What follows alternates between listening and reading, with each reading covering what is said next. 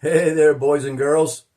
This is the very first introductory lesson from Blind Faith Pottery. I'm Mr. Charlie. It's nice to see you. So, we're going to start with the very first thing that you're going to do in any studio space, whether you're in a classroom or you have your own studio at some point, okay? So, the very first things to do when you're getting set to work with the clay, okay? I have a bag of clay here. I have my wedging table. Wedging. That's what we're going to talk about today, wedging.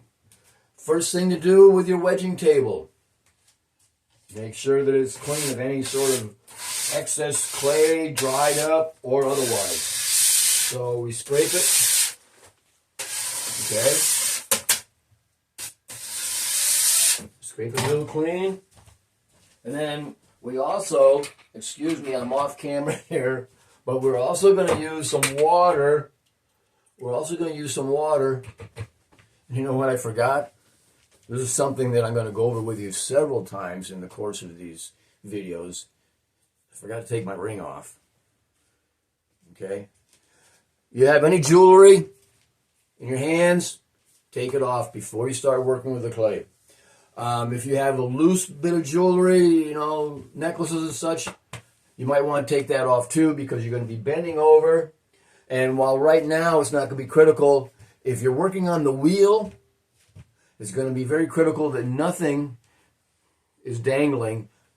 Your necklace or hair, and I'll talk to you about that in another video later on. So, get back to the water here. We're going to sponge this off too, just to make sure they have a nice clean space to wedge. Because clay is very finicky that way about any foreign matter, dust, for one thing, but other foreign matter too that we'll discuss at later dates. We don't want anything foreign in our clay body, okay? So, we got that cleaned up, ready for wedging some clay. Now, a very common mistake when you're starting out is to use too much clay, okay? So, if anything, take a small piece, like this. This is plenty big here. This here is bigger than my wrist, okay? It's also a little bit harder than I might like it, but you want to have a piece that's not too big. You see, I had two pieces here, right? All right, this is really too big to work with, in my mind.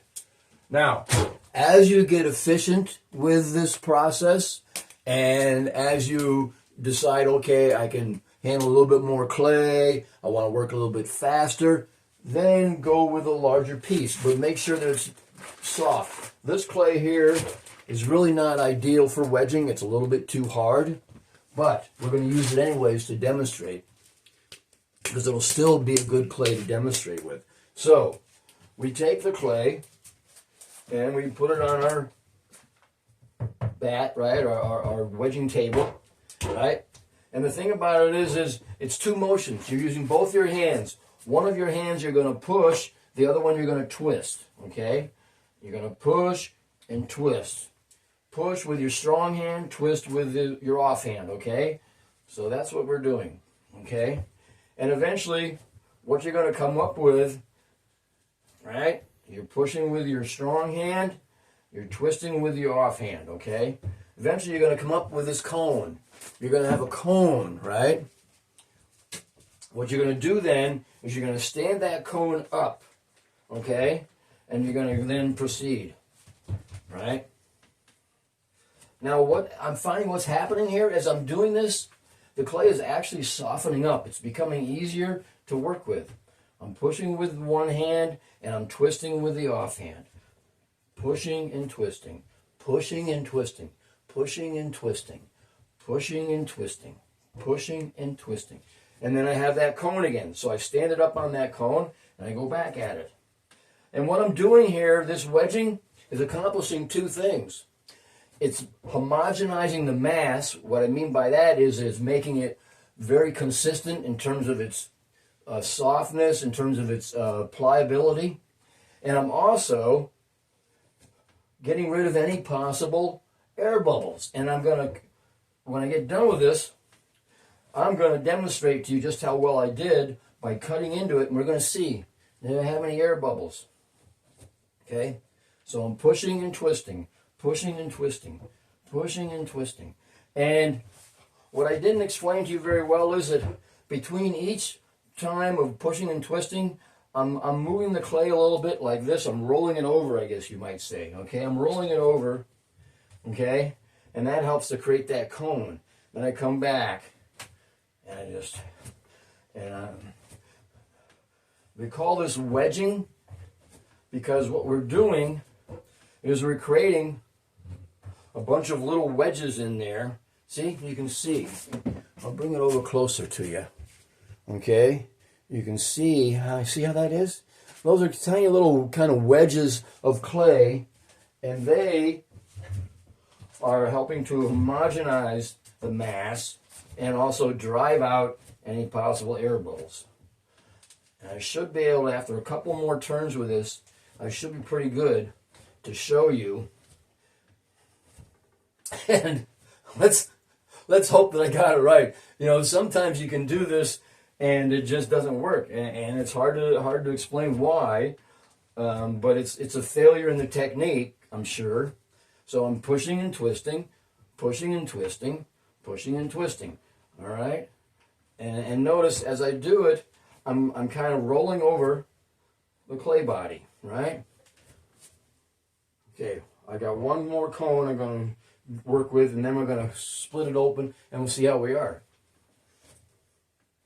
I hope you're having a wonderful day today. Right now it's nighttime here. Usually when I do these videos, I like to do them in the morning, but I'm doing this one at night because I substitute taught today, and then I had to do a volleyball game. So I just got home about an hour and a half ago, which gave me enough time to eat and visit with the kitty cats and take a little opportunity to post something for you folks on Instagram that hopefully directed you to this video. So I'm using Instagram to direct you folks to come on over and check out what I do on YouTube, because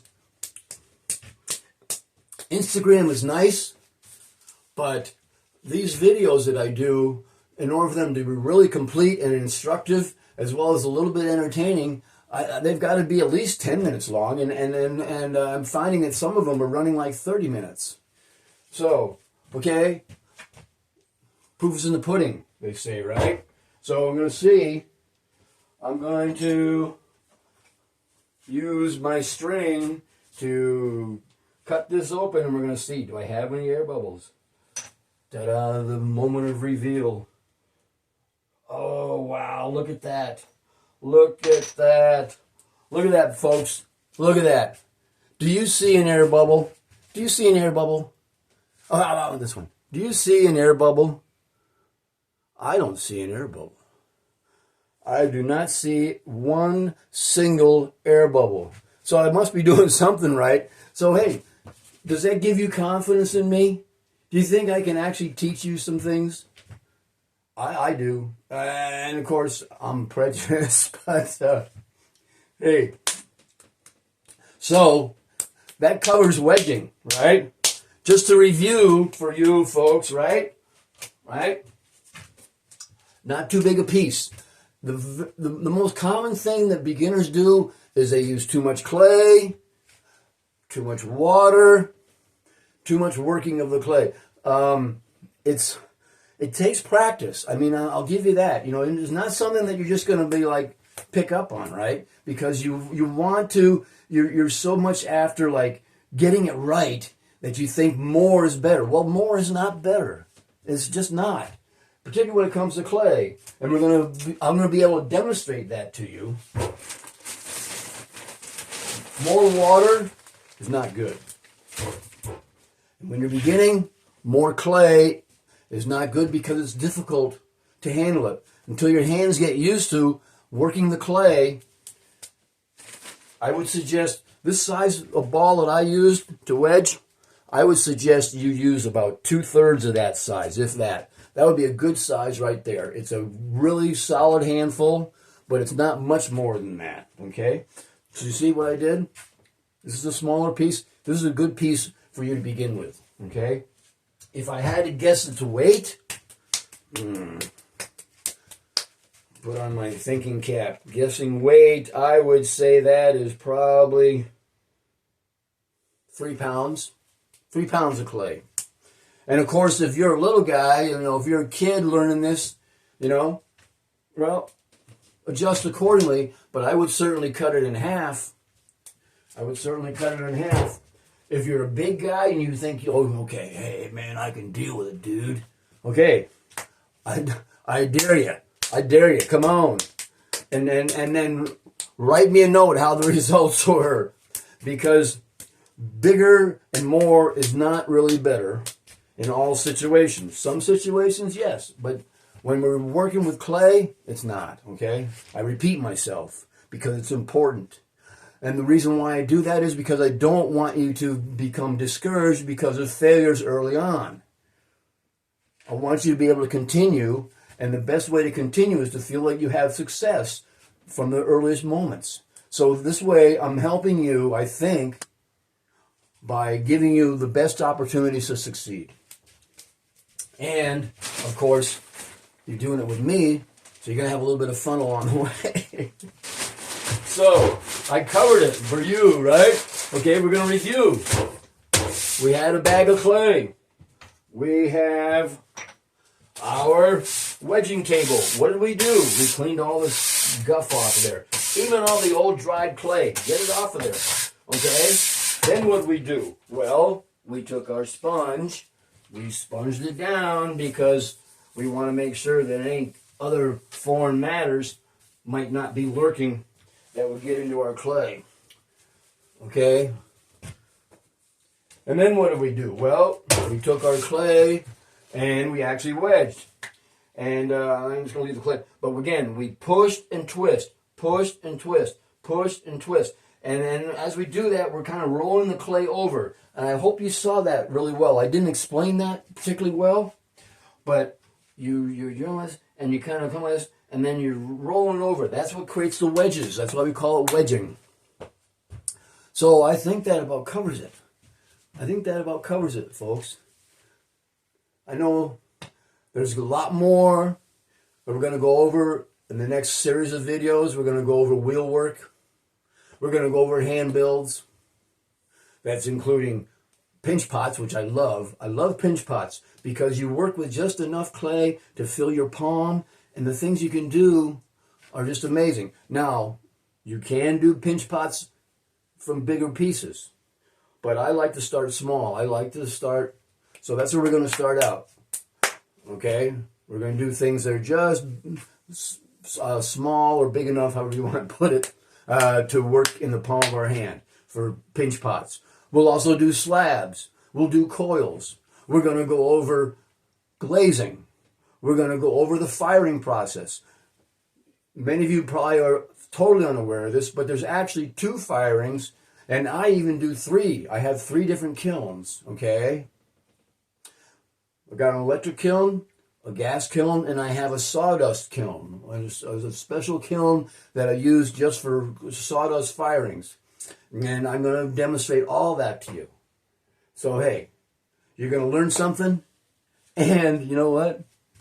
You're going to have some fun doing it because I'm about the fun, I'm about the fun because the more fun I can make it, the more encouraged you're going to be, and the more enjoyment you're going to get out of it. Because there is work involved, there's learning involved, but you can do it in a fun way and just get just much out of it. Okay, so that's what we're going to do here.